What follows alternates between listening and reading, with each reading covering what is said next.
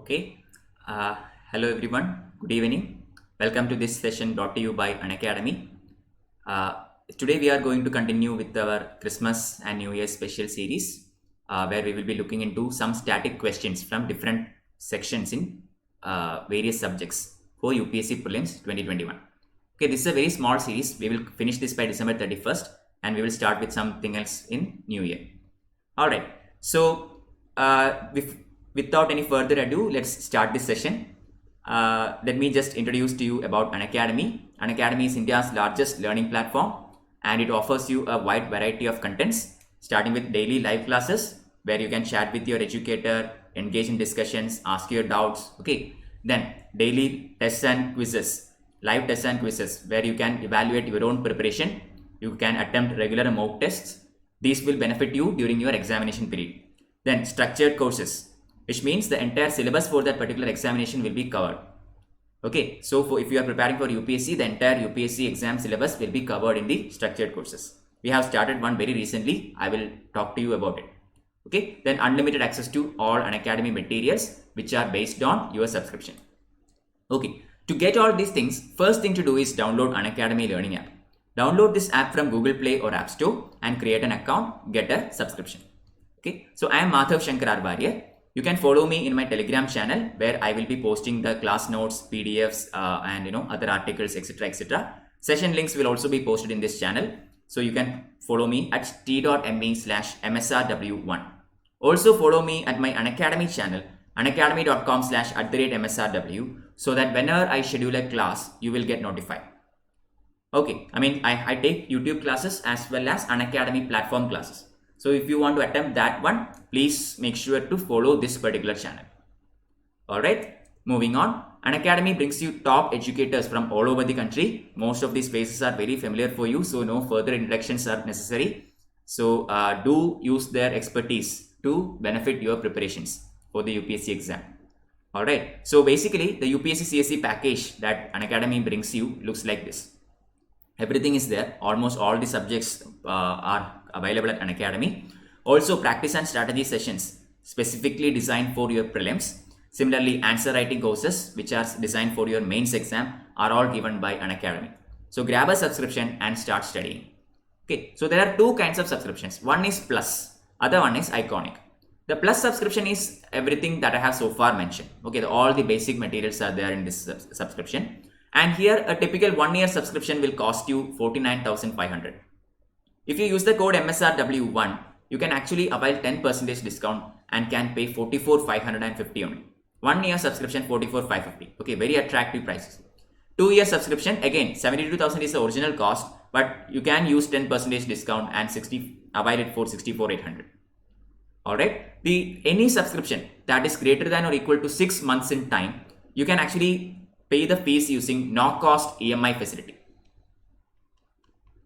Alright, no-cost EMI facility is there. Now, the other kind of subscription is known as Iconic. This is again, this has some specific features that is over and above Plus package. For example, personal coach, which means a one-to-one session with the educator. Okay, you will definitely benefit from it. One individual attention, etc. Then daily mains answer writing practice, study planner, personalized feedback sessions. These are the advantages of Iconic course over a Plus subscription. Okay, here you can get this in 3 formats: 1 year, 2 year, and 3 year. A 1 year format will cost you 69,500. But again, using my code will fetch you 10% discount, and the effective rate will be 62,550 for 1 year. For 2 years, it is 1,07,000, but again 10% discount is available, so 96,300 will be the effective rate. Okay, so please do look into these. Regarding optional courses, these are the packages available. Okay, so Unacademy brings you almost all the optionals that are put forth by UPSC, so you can actually make use of it.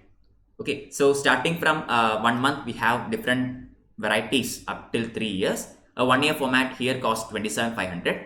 Using my code MSRW1 will fetch 10% discount, and you can effectively get this at 24,750.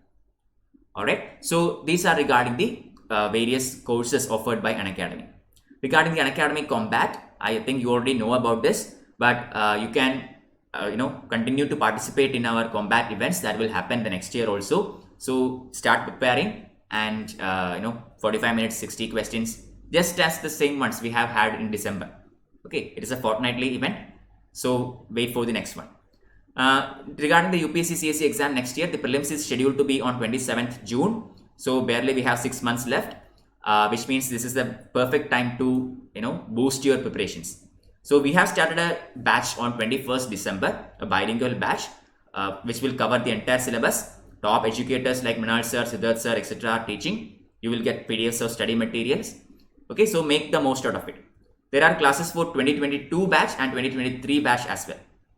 Okay, we have started this on December 21st only, so it is still early. You can still join these batches. There are bilingual class formats, Hindi alone and English alone.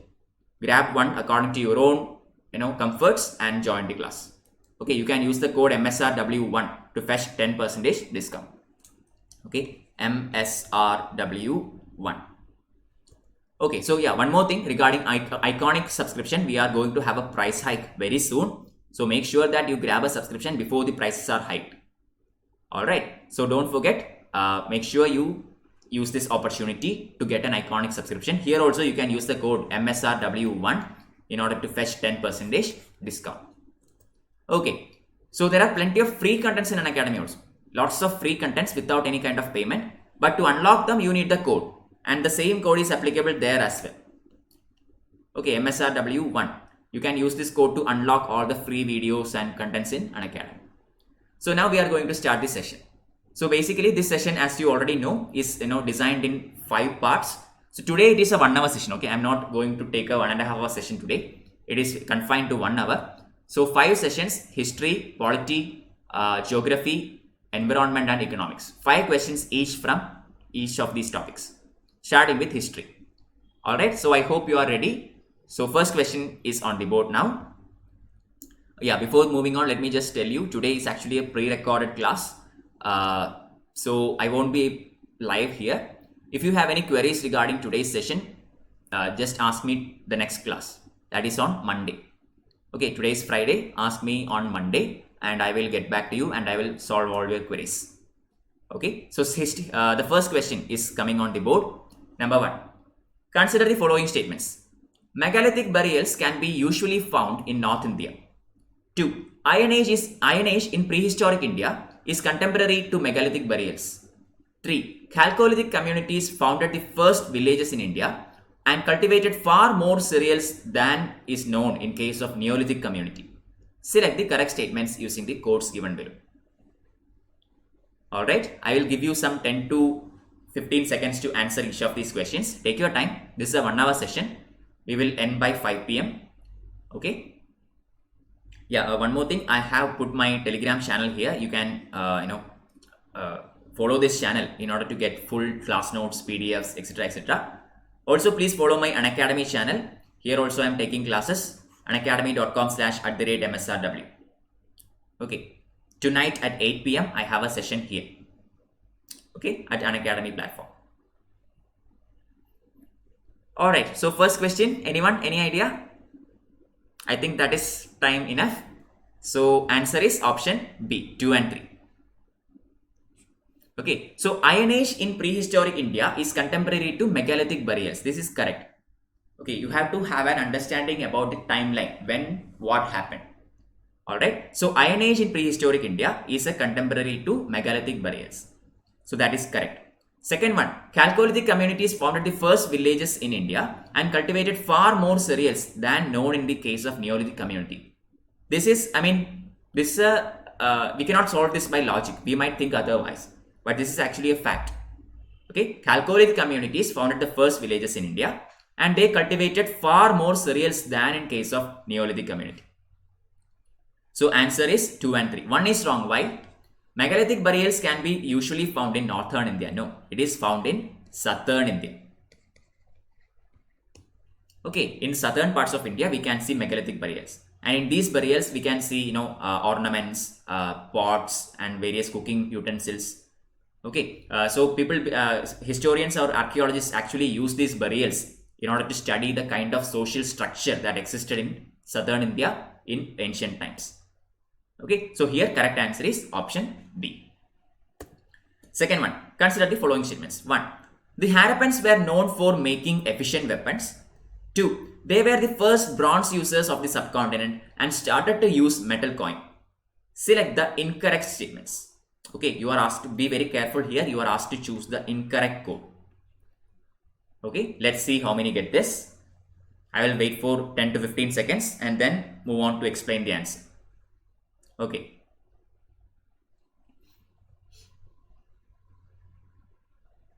So first 5 questions are from history and then from geography, polity, economics and environment. Okay.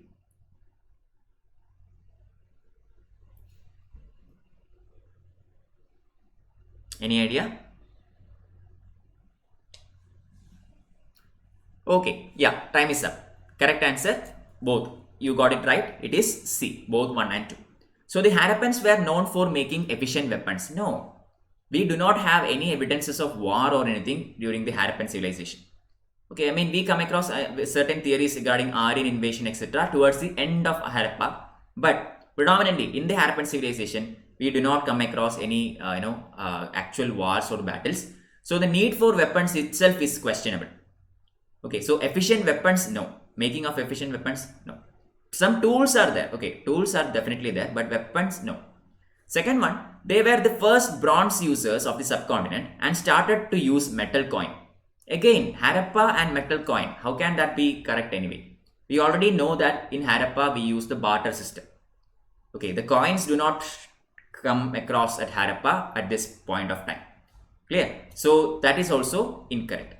Answer is option C. Easy question, I guess. It is you are asked to choose the incorrect statements. Both are incorrect. So answer is C. 3. Consider the following statements about Jainism. Okay. 1. Mahavira never believed in organizing sanghas and would spread his teachings. 2. Jainism remained confined to northern India. Select the correct statements regarding Jainism. Okay. I will wait for 10 to 15 seconds.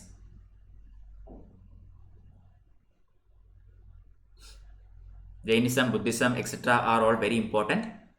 UPSC often asks many questions from these two areas. Even in UPSC 2020, plenty of questions. I mean, there were many questions from Buddhism and Jainism. Okay, so it is worth your time to study everything from this area. So what is the answer? Question 3. Shall I tell you? It is option D. None of the above. Both are wrong. We come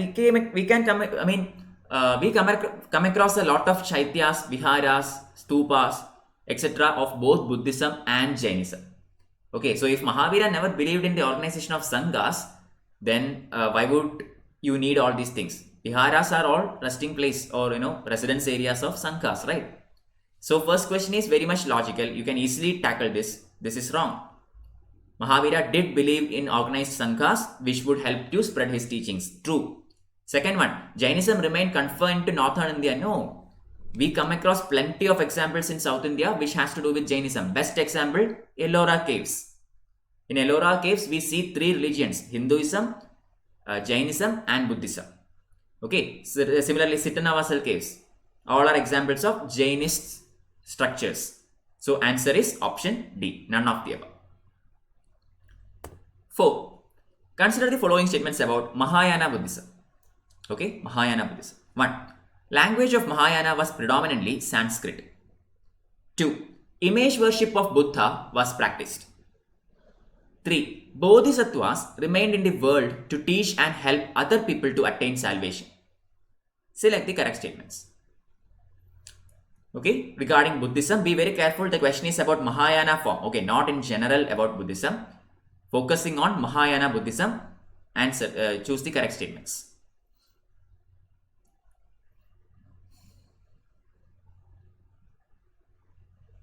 Read the statements very carefully and give me the correct answer.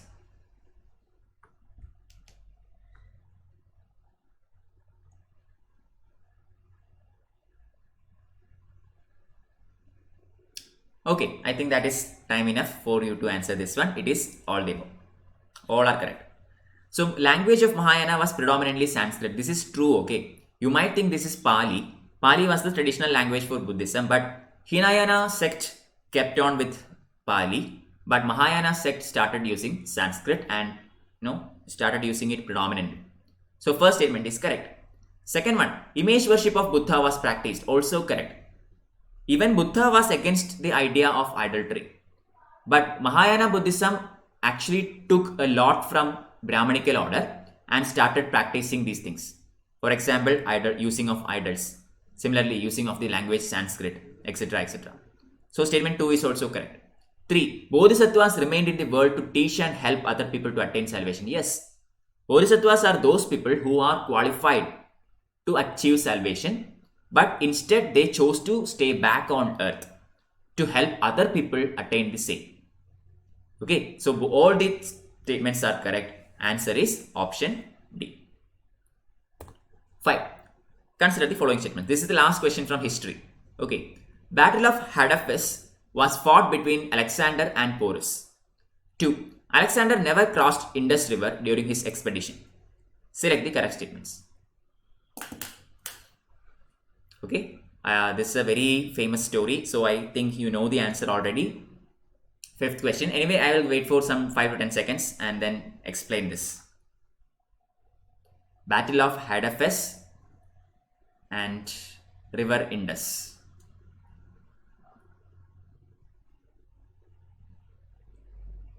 Any idea? Anyone? You can put the answers, okay. Answer is option A, 1 and 2. Okay, so Battle of Hadafes was fought between Alexander and Porus. This is true. Battle of Hadafes is also known as Battle of Chelem. Okay, Chelem River is known to the Greeks as Hadasphus. Okay, so Alexander and Porus fought in this battle. Porus, put out a very valiant and courageous battle. Alexander was very impressed by him.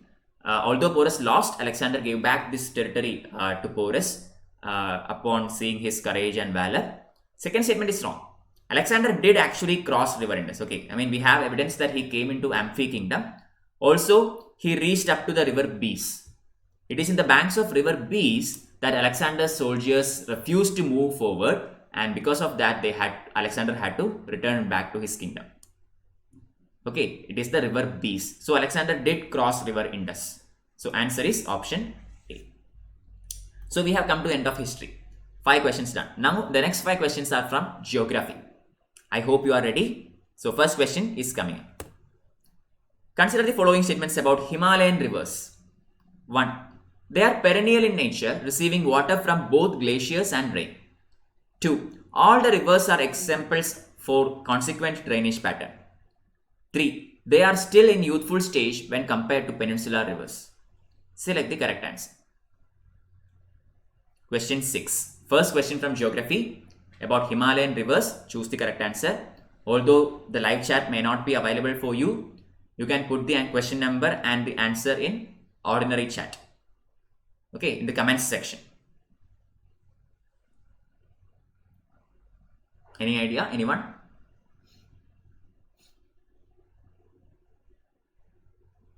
I will wait for 10 seconds and then provide you the answer.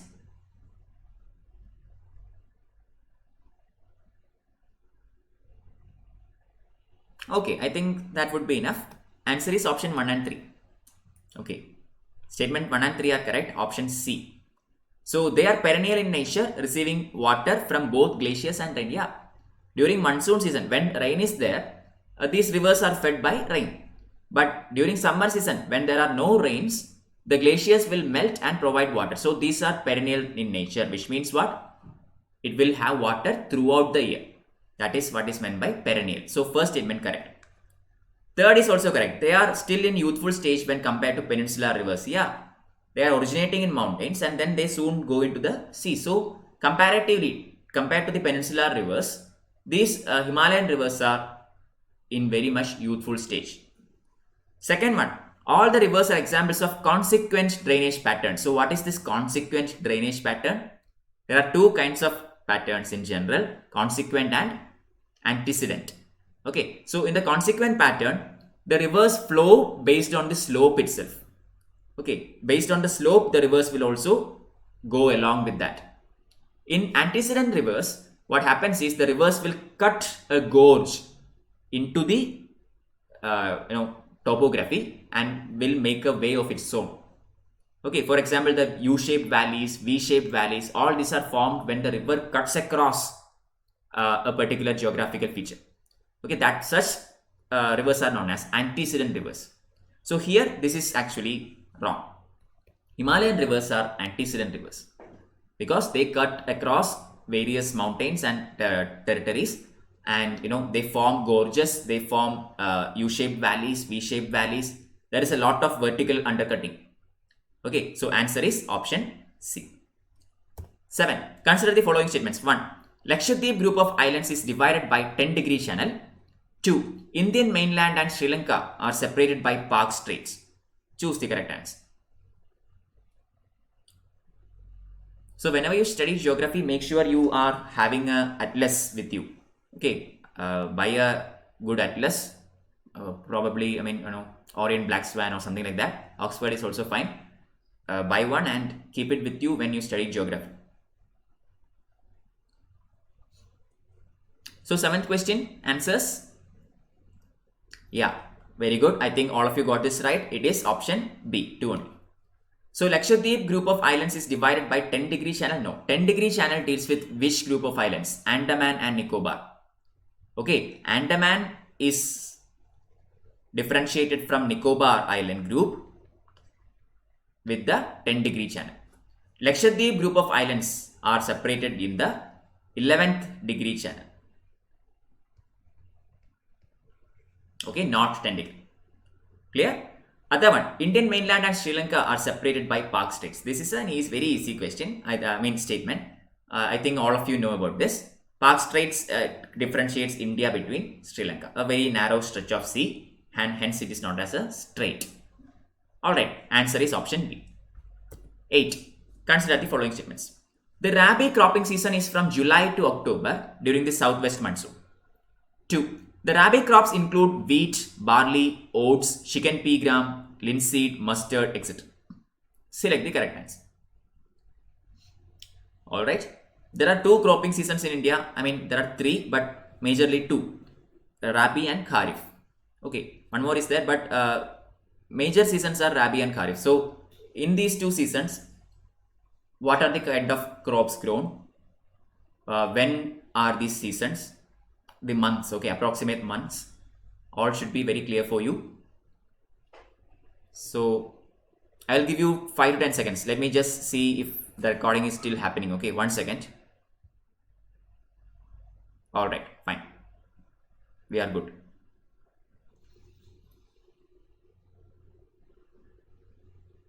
So what is the answer? It is option 2.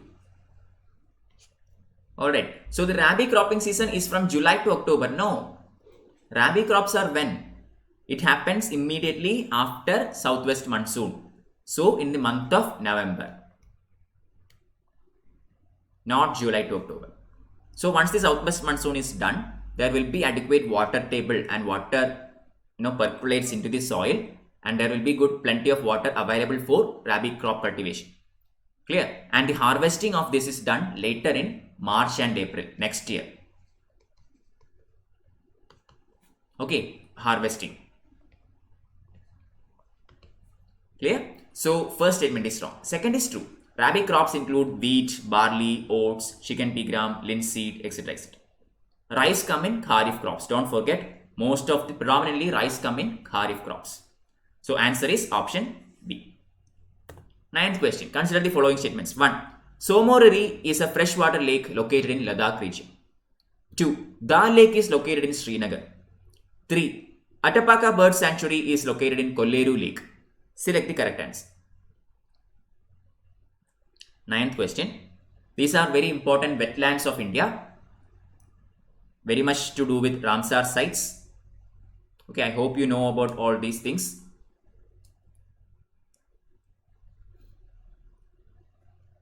Question 9.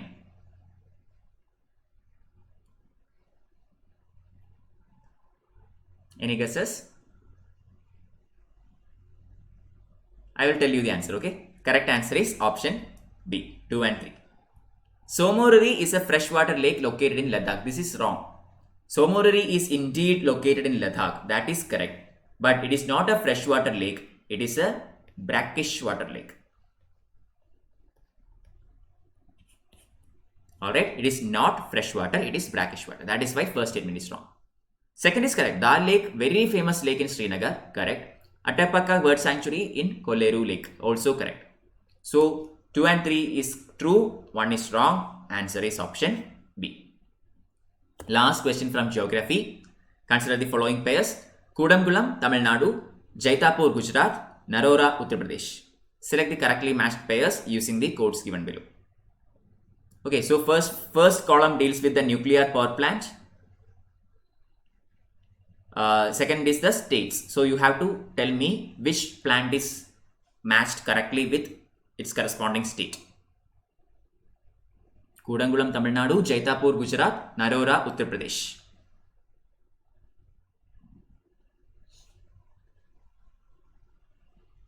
Ten seconds.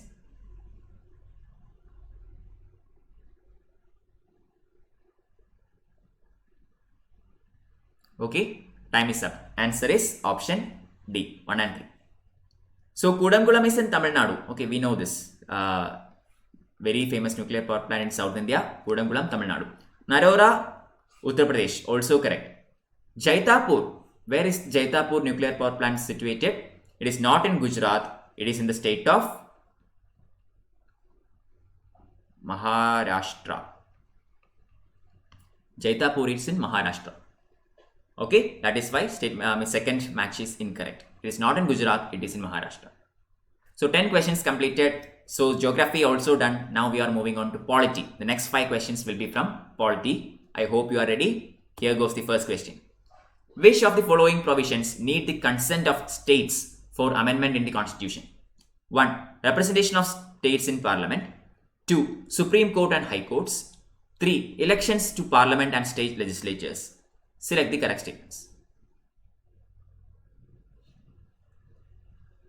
Okay, I think you know about constitutional amendments. Okay, some of the amendments can be carried out by the center alone, but some certain amendments need consensus from at least 50% of the states consenting to it.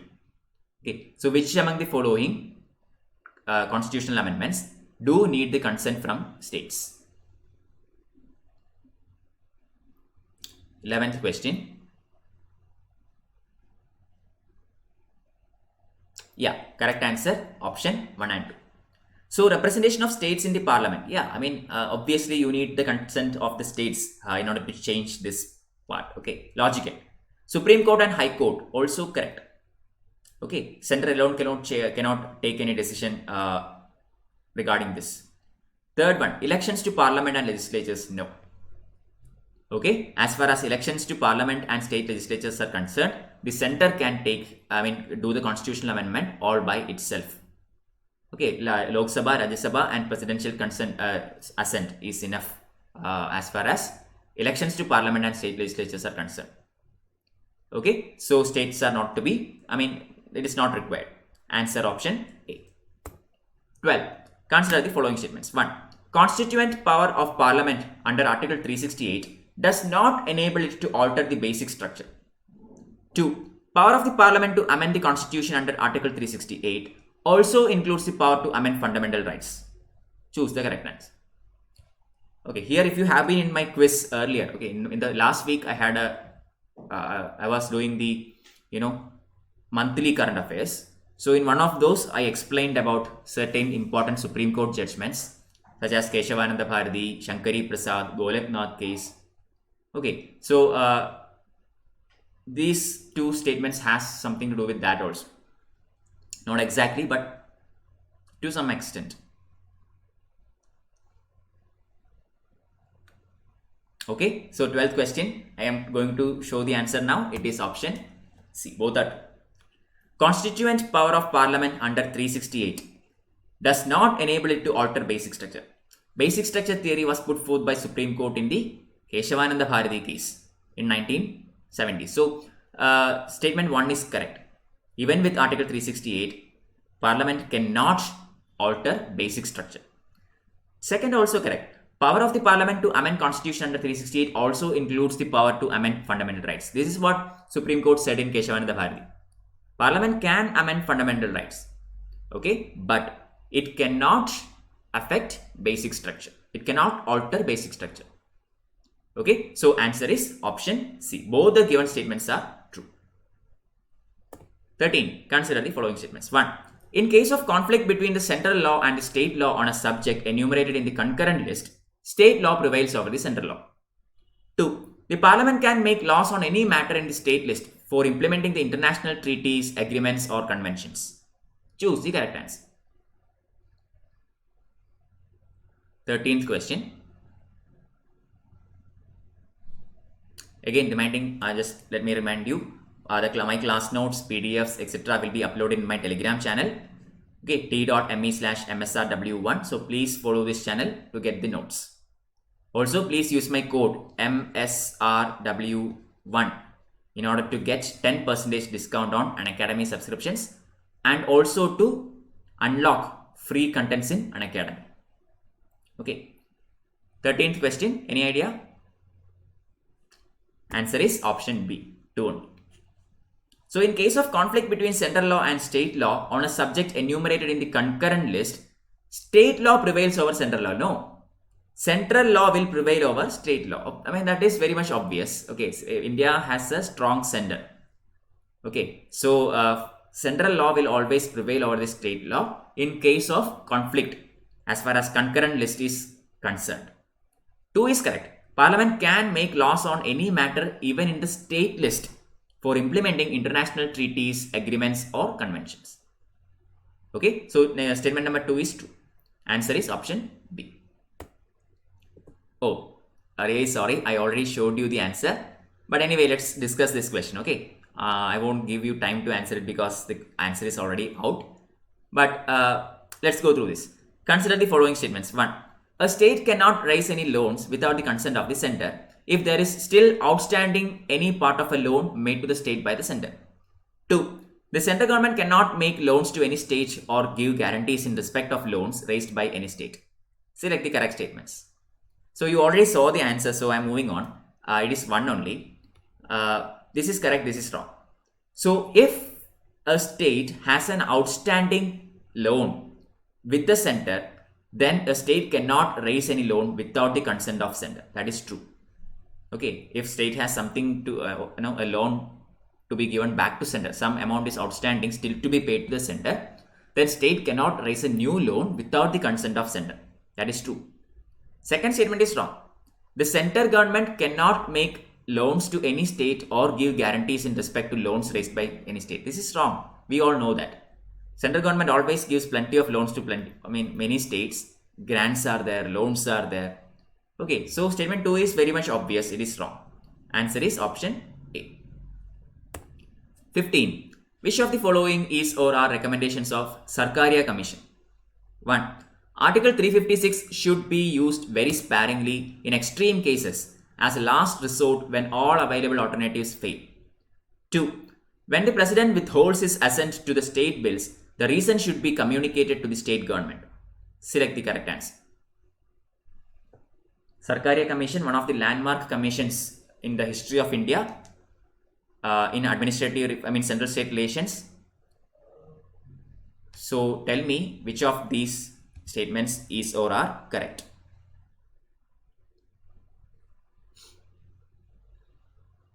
Any guesses? I think in the Lakshmikant textbook, the entire Sarkaria Commission recommendations are given. So please read that. There are plenty of recommendations. Okay, I have only shown 2 of it. There are even more. So the answer here is both 1 and 2. Article 356 should be used very sparingly. That is number 1. What is this Article 356? It deals with what? It deals with President's rule in state. Okay, so this is basically center taking over a state. And according to Sarkaria Commission, this should be used as a last resort only, which means it should not be used very frequently. 2. When the President withholds his assent to the state bills, the reason should be communicated with the state government. Also correct. So basically Sarkaria Commission is looking into a smooth functioning between states and the center. Okay, all the recommendations are for improving the center-state relations. So answer is option C. So before moving on to the 16th question, let me remind you, we have started a bilingual GS batch very recently on 21st December. Top educators like Manal sir, Siddharth sir and all are taking the classes. Make sure to look into it. Full syllabus coverage, top educators, prelims test series with analysis, okay, PDFs of study materials, etc. are all there. We have batches for 2022 and 2023 as well. Also started on December 21st. Bilingual classes are there. Hindi alone classes are there. English specific classes are also there. Okay, so do look into this as well. Use my code MSRW1 in order to get 10% discount on all these classes. Also to unlock free contents in Unacademy. Okay, so 16th question and to 20th question is from economics. Next 5 questions. Alright. 1. Consider the following statements about gross domestic product deflator. Okay, GDP deflator. 1. It is used to measure the inflation in the country. It does not include the price of imports. Choose the correct answer. So static questions from economics. Okay, let's see how good you are in economics. GDP deflator. You have 10 seconds.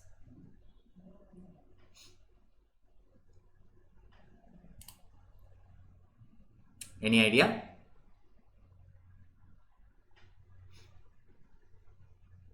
I will tell you the answer now. Okay.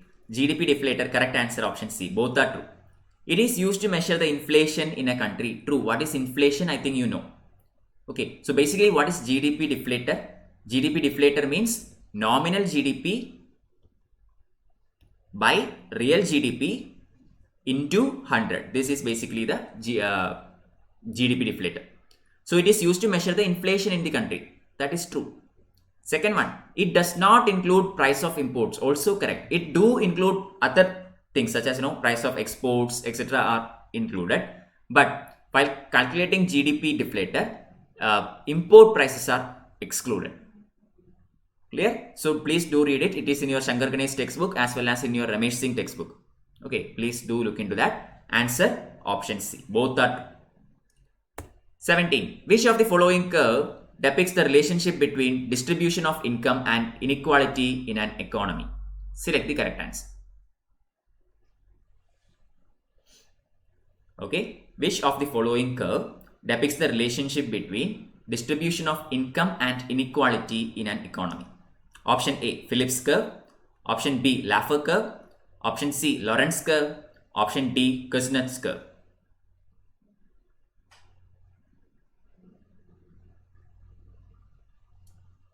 Any idea? This is again given in your Shankar Ganesh textbook. Ramesh Singh also. All the standard economics textbook. Even in your NCRTs, this is there. So shall I tell you the answer? It is option C, Lorentz curve. I won't explain about Phillips curve, Laffer curve and Kuznets curve in this question because I will be putting questions on these curves in the upcoming sessions. So go back, look into these curves, understand what is being plotted. Alright, Phillips, Laffer and Kuznets. Here the correct answer, the relationship between distribution of income and the inequality in economy. Okay, only the top notch, top few percentage has majority of the money concentrated in their hands. Okay, so the distribution of income in our economy is very much, biased. Alright, so there is a huge level of inequality. So this is basically shown by the Lorentz curve. Answer is option C. Question 18. Which of the following measures can be adopted to promote fiscal consolidation? 1. Increasing subsidies. 2. Increasing the tax base. 3. Supporting export-oriented industries. Select the correct statements. For fiscal consolidation, which of the following methods can be implemented? I will give you 10 to 15 seconds. Okay. I hope you know what fiscal consolidation is. Okay. I mean, if I explain that, the answer will be there. So I will wait for it.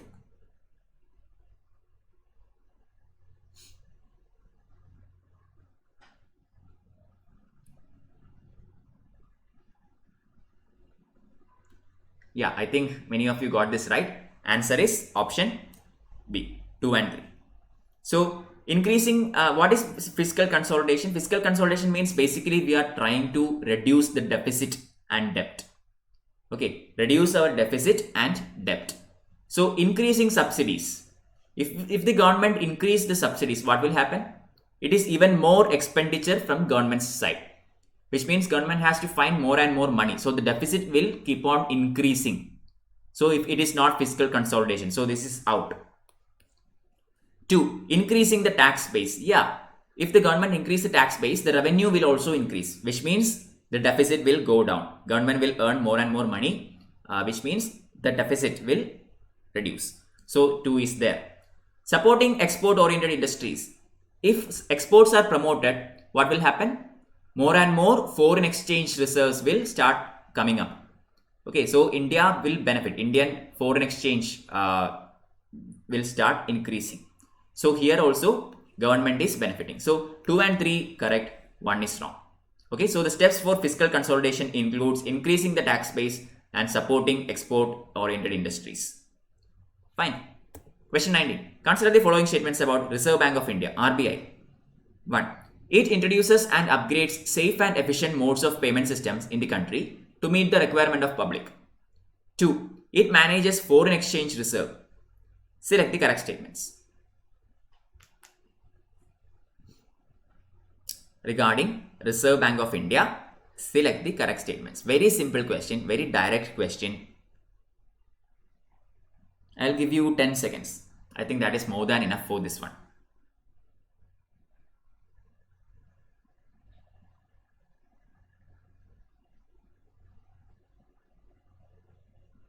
Anyone? Any idea? Yeah, all of you got this. Okay, correct answer. It is option C, both 1 and 2.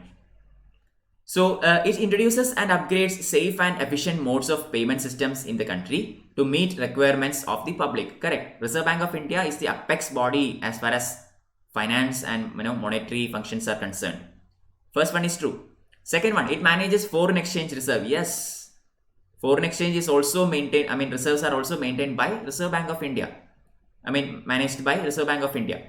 So both statements are correct. Answer is option C. Last question from economics. Consider the following statements. 1. Capital market deals in financial instruments and commodities that are long-term securities. 2. Secondary market exclusively deals with issues of new securities. Select the correct statements using the codes given below. Okay, so this is regarding market, capital markets. Take your time and give me the answer.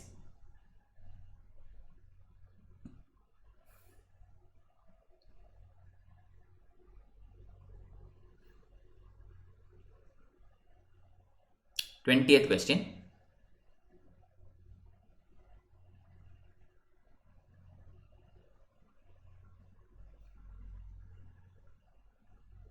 Any idea? I think I have discussed about markets in one of my previous quizzes. If you remember that, if you have attended that, you will definitely get this one. Okay, I will tell you the answer now. It is option A, 1. Okay, so capital market deals in financial instruments and commodities that are long-term securities. Correct. Okay, capital market is where you will introduce all your stocks and IPOs, etc., etc. And it basically deals with financial instruments and commodities that are long-term securities, at least 1 year or more. Okay, that is capital market. Second one, secondary market exclusively deals with issue of new securities. No. Issue of new securities is done in primary market. Okay, primary market. In the secondary market, the securities that are already issued is traded. For example, your stock exchanges, stock market, okay, the BSE, NSE, these stock markets come under secondary market. Okay, there you are actually selling or you are actually trading those securities which are already there in the market, issued through the primary market. Clear? So answer is option A, 1 only. So 20 questions are done. Last 5 questions coming up. It is from environment. Okay, 21 to 25 is on environment. So I hope you have prepared environment area. Again, let me remind you, you can use my code MSRW1 in order to get 10% discount on Unacademy subscriptions, and also to unlock free contents in Unacademy. Okay, this code can be used for both these purposes. MSRW1, this is 1, okay, not I, it is 1. Clear? So now let's move on. Question number 21. Consider the following statements. 1. Estivation is the type of summer sleep performed by cold-blooded animals. 2. Hibernation is the type of winter sleep performed by the warm as well as cold-blooded animals. Select the correct answer. I think you have studied this in your school classes, 8th or 9th, maybe even earlier. Estivation and hibernation. Let's see how many of you remember. Okay. Last 5 questions. I'll give you some time. Don't worry.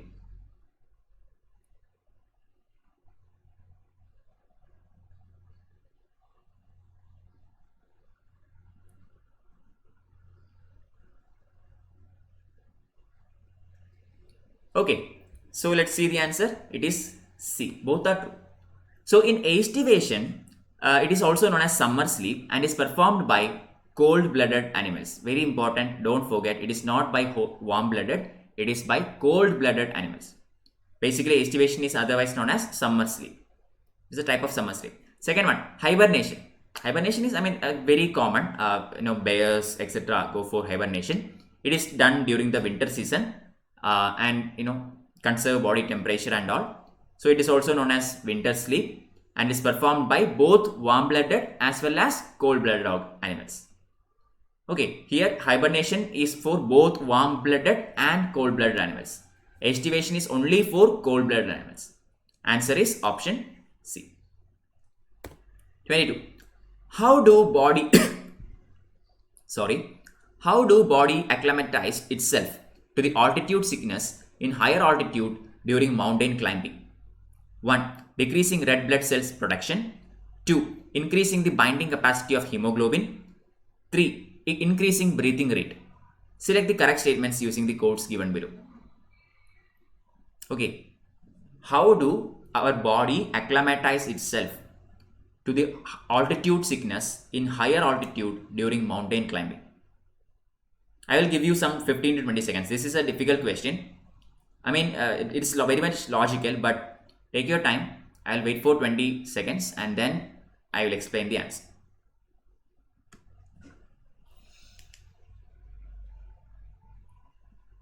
Okay. Any idea? 1 only, 2 only, 3 only, all the above. Let me just remind you, you can follow me in my Telegram channel here, t.me/msrw1 to get all my class notes, PDFs, etc. etc. Also tonight at 8 p.m. I have a live class. Okay, tonight at 8 p.m. I have a live class in Unacademy channel. You can visit that too. The link is given here, unacademy.com/@msrw. Okay. So what is the answer for the 22nd question? Any idea? It is 3 only. So when you go to higher altitudes, the temperature will get low, pressure will also start reducing, correct? So we will have something known as altitude sickness. Our body, will take time to adapt to that kind of situation. So what are the processes that are done by our body to adapt to this high altitude? This process of adaptation is known as acclimatization. Okay, acclimatize or acclimatization. So what does our body do while acclimating in high altitude? 1. Decreasing in RBC production. No. Okay, if our body decrease RBC production, what will happen? RBC, will carry more and more oxygen, right? So if the RBC count goes low, what will happen? The amount of oxygen in our body will also get low. So this is definitely no, wrong answer. RBC has to be increased, okay, not decreased. It has to be increased. 2. Increasing the binding capacity of hemoglobin. Again, wrong. Okay, this is a logical question. It is not easy to crack this one with logic. We might think, increasing binding capacity of hemoglobin will add more oxygen to blood. This is wrong. Hemoglobin is basically a carrier of oxygen. Okay, so it will bind oxygen from respiratory organs and then it has to release it somewhere else. Clear? So if the binding capacity is high, then the releasing potential will be very low, and that is very bad for our body. So the hemoglobin must be multiplied, but the binding capacity should be reduced, and our body does that. Our body produces a compound which will reduce binding capacity of hemoglobin, thereby facilitating smooth transfer of oxygen, ample amount of oxygen. So 2 is also wrong. 3, increasing breathing rate. Correct. The more increase the breathing rate is, the more intake and exchange of air is there. So more and more oxygen will go into our body. Clear? So 3rd is correct. Other 2 are wrong. Answer is option C. 23rd question. Consider the following statements. 1. In an aquatic ecosystem, detritus food chain is the major conduit for energy flow. 2. In a terrestrial ecosystem, a much larger fraction of energy flows through the grazing food chain than through the detritus food chain. Select the correct statements. Very simple question. I think, again, you can answer this very much logically. Okay. Difference between aquatic food chain and terrestrial food chain regarding aquatic and terrestrial ecosystems regarding detritus and grazing food chain.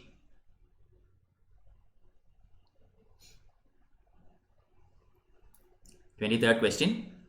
We have only 2 more questions after this, okay? And we are done for the day. This is a 1-hour session, okay? We will see you, I will meet you again on Monday. Tomorrow, Saturday, no class. Sunday, also no. Monday, we will meet again. So, what is the answer for 23rd question? It is option D, none of the above. This is the other way around. In aquatic ecosystem, it is not the detritus food chain that is the major conduit of energy flow. It is grazing food chain. Alright. In terrestrial ecosystem, a much larger fraction of energy flows through detritus food chain than through grazing food chain.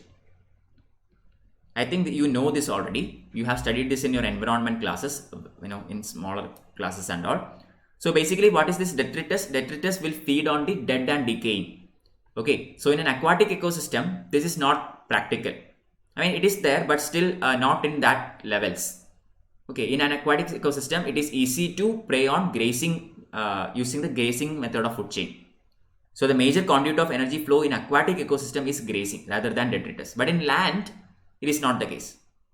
There are dead and decaying substances all over the land. All the animals will contribute to this detritus food chain, and this is the end for almost every living thing as far as terrestrial ecosystem is concerned. So a lot of energy do flow through detritus food chain in terrestrial ecosystem rather than in the grazing food chain. So answer is option D, none of the above. Both these statements are wrong. Penultimate question for the day, 24. Which of the following protected areas is or are the biosphere reserves in India? 1. Agastya Malai. 2. Panchmarhi. 3. Nokrek. 4. Gulf of Mannar. Select the correct answer. Okay, biosphere reserves in India. I hope you know about biosphere reserves. Anyway, I'll wait for 15 seconds and then give you the answer. Last but first question, 24.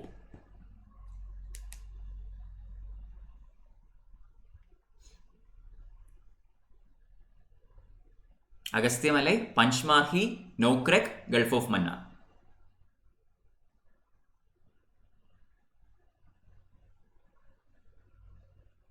Oh, any idea? Actually, answer is all the above. Alright. So, which of the following protected areas is or are the biosphere reserves in India? So, what is a biosphere reserve?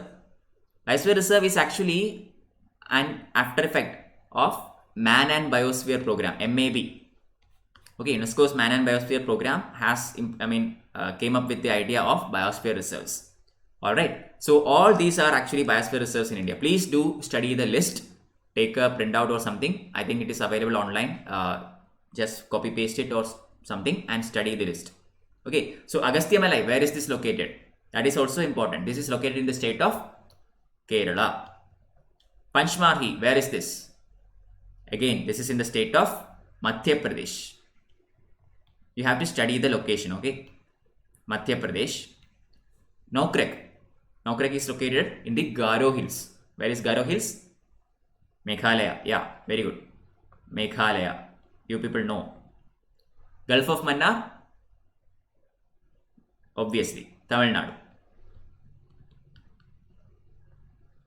Okay, so study where it is located and the corresponding name of the biosphere reserve.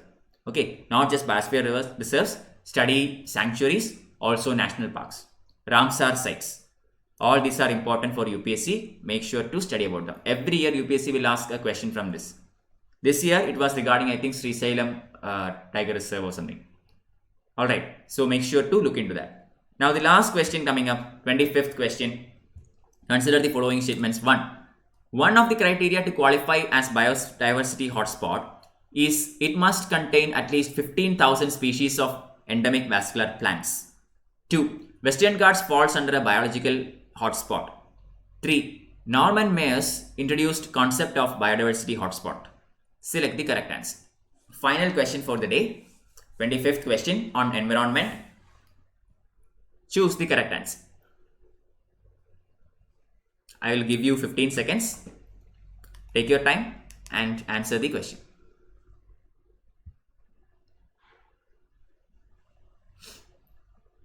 Okay, tomorrow, again, let me just remind you, no class tomorrow and day after tomorrow. Monday, we will have similar quizzes, except more number of questions. Okay, there will be 40 questions. It will be 1.5 hour session from Monday onwards.